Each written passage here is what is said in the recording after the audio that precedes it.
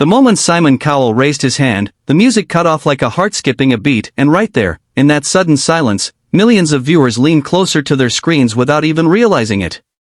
If you've ever judged someone too quickly, if you've ever been told stop before you could truly begin, then stay with this story till the very end, because what happened next didn't just change one man's life, it shook an entire room. And before we dive in, if stories of courage, talent, and impossible comebacks inspire you, make sure you like this video and subscribe to the channel, because moments like this deserve to be shared. He walked onto the America's Got Talent stage with careful steps, shoulders slightly tense, dressed in a simple black suit with a hint of old-school flair. His name was Miguel Santos, a 34-year-old singer from a small town in the Philippines, and his voice trembled, not when he sang, but when he spoke. He said he worked as a delivery driver back home, singing Elvis Presley songs at family gatherings, local fiestas, and sometimes alone late at night when the world was quiet. The judges smiled politely. The audience clapped softly.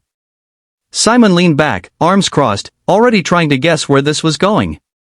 Miguel introduced his song choice, an Elvis classic, and a few chuckles rippled through the crowd.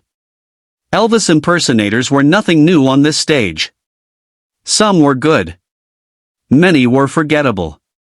The band started, and Miguel began to sing. His voice, at first, was thin, shaky, almost swallowed by the massive theater. He moved stiffly, unsure of his body, unsure of the moment. 10 seconds passed. Then Simon raised his hand. "Stop," Simon said. The word landed heavy. The music stopped. The audience gasped. Miguel froze, eyes wide, lips parted like he'd been caught mid-dream. For a brief moment, it looked like every fear he had carried from home, every doubt whispered by people who told him he was chasing a fantasy, had all come true at once. Simon leaned forward and said the words every contestant dreads, that it wasn't working, that it felt like an impression without spark, that right now, it just wasn't believable. Miguel nodded slowly, swallowing hard. You could see it in his eyes, he was seconds away from apologizing, from thanking the judges, from walking off the stage quietly and disappearing back into the shadows. But then something unexpected happened. He took a breath. A deep one.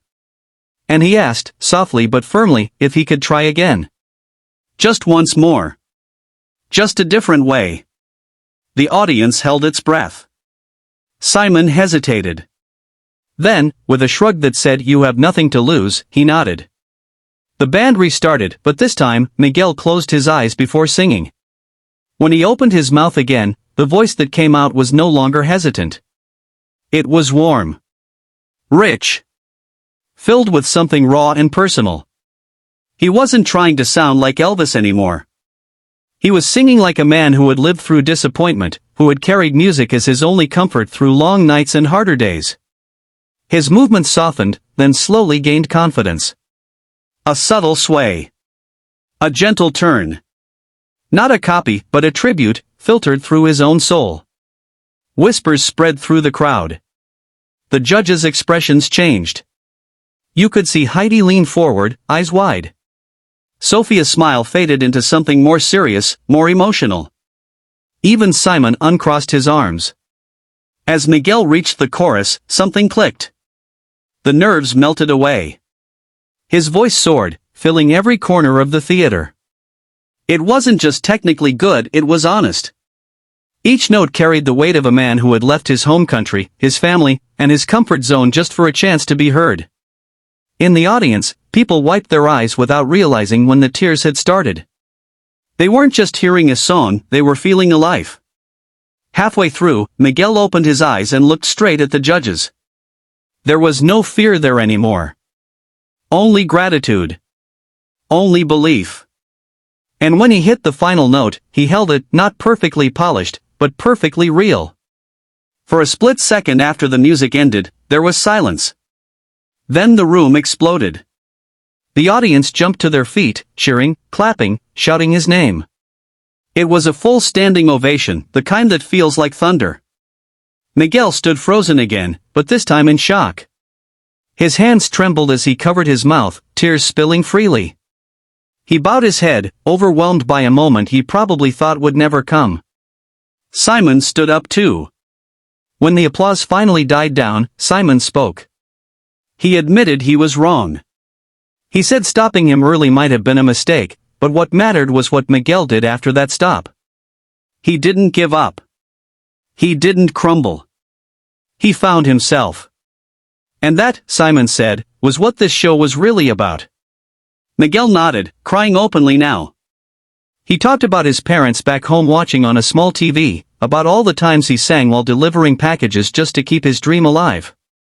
He said this stage wasn't just his, it belonged to everyone who had ever been told they weren't enough. When the votes came in, it was unanimous. For yes. A ticket to the next round. But more than that, Miguel walked off that stage knowing something far greater than advancing in a competition. He knew his voice mattered. And as the camera followed him backstage, still wiping his tears, the message was clear. Sometimes, life will stop you 10 seconds in. Sometimes, people will judge you before they truly hear you. But the real power lies in what you do after you're stopped. Do you walk away? Or do you sing again, this time, with your whole heart? If this story moved you, if it reminded you not to quit when things get hard, make sure you like this video and subscribe to the channel. Because somewhere out there, someone is about to be stopped 10 seconds into their dream, and they might need this story to remind them to keep going. The buzzer hadn't even been touched, but the damage felt just as sharp. 10 seconds in, Simon Cowell lifted his hand, and in that instant, time froze. The music stopped. The lights felt brighter. The silence felt louder than any crowd. If you've ever had your dream interrupted before it could truly begin, don't look away, because what this Filipino Elvis did next turned doubt into disbelief. And if stories like this give you chills, don't forget to like the video and subscribe, because you're about to witness why never giving up can change everything. He stood there alone on the AGT stage, a slim man in his early 30s, palms slightly shaking, dressed in a classic outfit inspired by Elvis Presley. His name was Rafael Cruz, from a small coastal town in the Philippines, a place where electricity sometimes went out but music never did. He told the judges he grew up listening to Elvis on an old radio with his father, singing along while helping his mother cook dinner. For him, Elvis wasn't just a legend, he was comfort, escape, hope. The audience smiled politely, unsure. Simon's expression was unreadable. The band began to play. Rafael started singing, and his voice came out soft, cautious, almost like he was asking permission to be there. He moved stiffly, clearly nervous, trying to honor the king of rock and roll while standing on the biggest stage of his life. The seconds ticked by. Then Simon stopped him. "I'm going to stop you there," Simon said bluntly. A wave of disappointment swept through the theater. Some audience members groaned. Rafael's heart dropped straight to his stomach. Simon explained that it felt dated, unsure, like something he'd seen too many times before. It wasn't connecting. Those words cut deeper than any buzzer ever could. Rafael nodded respectfully, but his eyes betrayed him. This was the moment he feared most. For a second, he said nothing. He could have walked off. He could have apologized and accepted defeat. But instead, he took a breath, steady and deep, like he was grounding himself in every late night, every small performance, every sacrifice that brought him here. Then, with a quiet voice that carried more courage than volume, he asked if he could try again. Not as an impersonation, but as himself. The audience leaned forward. The judges exchanged looks. Simon paused, then nodded. "Go on." This time, Rafael didn't rush. The music restarted slower, softer. He closed his eyes, and when he sang again, something changed. His voice was fuller, warmer, trembling not with fear but with emotion.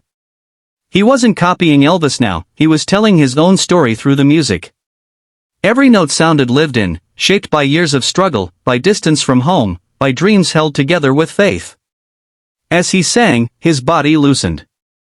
His movements flowed naturally. There was no act anymore, only honesty.